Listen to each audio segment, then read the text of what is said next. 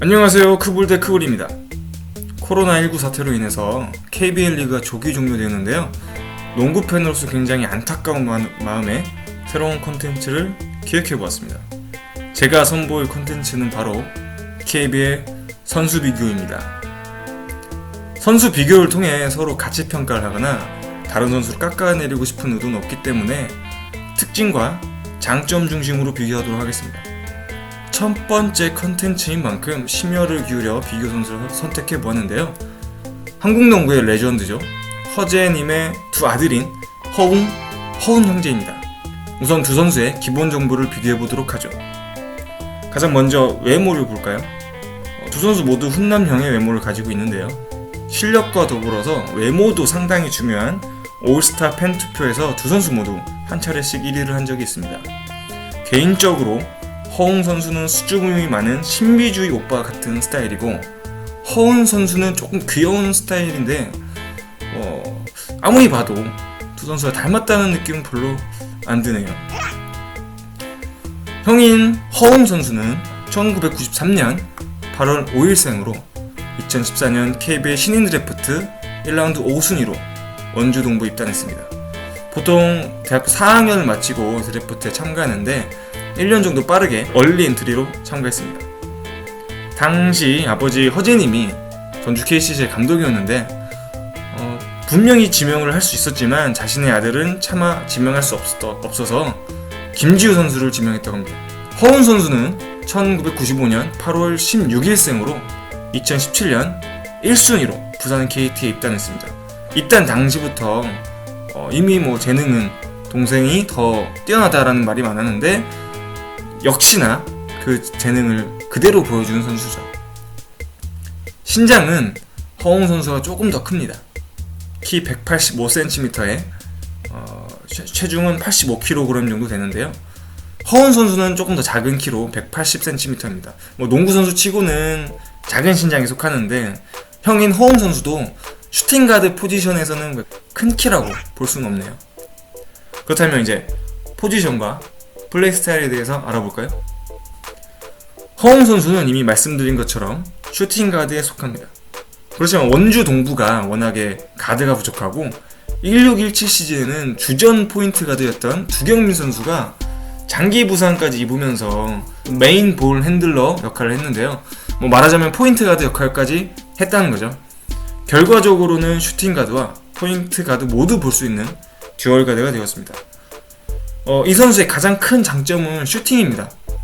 미들레인지 슛은 매우 정확하고 리그 탑 5 안에 든다고 볼 수 있죠. 3점 슛도 리그 정상급입니다. 19-20 시즌 보면 29경기밖에 못 뛰었지만 평균 2.3개의 3점을 넣었고 성공률도 38%로 아주 훌륭합니다. 상대적으로 멀리서 슛을 쏘는 가드임에도 불구하고 필드골 성공률이 44%로 아주 좋죠.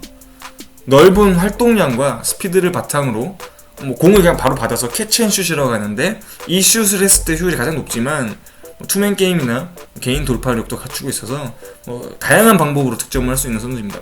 물론 시그니처 무브 공격력이라 할 수 있는 게 없다고들 하지만 다양한 공격을 할 수 있다는 점도 장점이 될 수 있는 거죠. 수비력도 KBL 한정이지만 준수한 편이라고 할 수 있습니다. 물론 수비력이 극대화된 선수는 아니죠. 허운 선수 같은 경우 작은 신장에 비해서 굉장히 폭발적인 움직임을 보여줍니다. 특히나 포인트 가드이기 때문에 패스도 잘하고요, 3점 능력도 좋고요, 드리블 돌파도 좋아서 공격적인 가드라고 볼 수 있습니다. 무엇보다도 에이스의 필수 요소인 강신장을 가지고 있어서 19-20 시즌을 보면 20득점 이상 기록한 경기도 10번이나 되고 4쿼터에 팀을 승리로 이끌기도 했습니다. 투맨 게임을 중심으로 공격을 하는데요. 그렇기 때문에 수준급의 스크리너가 필요하고요. 지난 시즌에는 멀린스가 주 파트너였죠. 수비적인 부분에서는 아무래도 신장의 한계가 있을 수밖에 없습니다. 물론 작은 신장이어도 빠른 발을 이용해서 수비를 할 수 있지만 팀의 핵심 공격수이기 때문에 그 정도로 수비에서 에너지를 소비하는 것은 딱히 합리적인 선택으로 보이지 않네요. 어쨌든 작은 키로 인한 수비에서 핸디캡은 본인이 감수해야 되는 부분으로 보입니다. 자, 이제 두 선수의 리그 기록을 알아볼까요? 허웅 선수의 리그 기록입니다. 데뷔와 군 전역 직후 시즌을 제외하면 3점 기록이 매우 좋습니다. 특히 지난 시즌에는 3점슛 성공 개수가 리그 2위, 성공률은 리그 5위에 해당됩니다.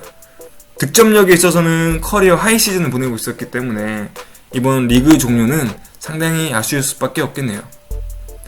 허훈 선수는 데뷔 초부터 주전 선수로 활약했습니다. 물론 1순위 선수이기 때문에 당연한 거죠. 특히 지난 시즌에 맹활약하면서 득점 리그 8위, 3점 성공 개수 5위, 어시스트에서는 압도적인 1위를 했고요.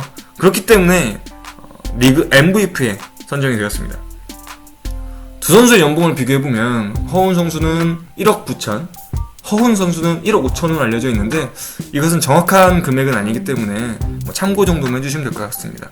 매년 연봉 협상을 다시 하기 때문에 두 선수 다 연봉이 올라갈 가능성이 큰데요. 특히나 허훈 선수는 MVP 프리미엄이 붙겠습니다. 마지막으로 KBL 기록을 바탕으로 한 두 선수의 능력치를 확인해 보겠습니다. 해당 부분은 주관적인 평가도 어느 정도 포함되어 있기 때문에 비난과 비판도 감수하도록 하겠습니다. 현역 선수인 만큼 19-20 시즌을 중심으로 평가했고요. 포지션에 따른 주요 능력에 가중치를 두었습니다. 득점력은 허훈 선수가 조금 더 뛰어나지만 슈팅은 역시나 허웅 선수가 좋죠. 그리고 패스 이런 부분도 포인트 가드인 허훈 선수가 훨씬 뛰어나고 그 외에 나머지 부분에서는 비슷한 수준을 보여주고 있는데요.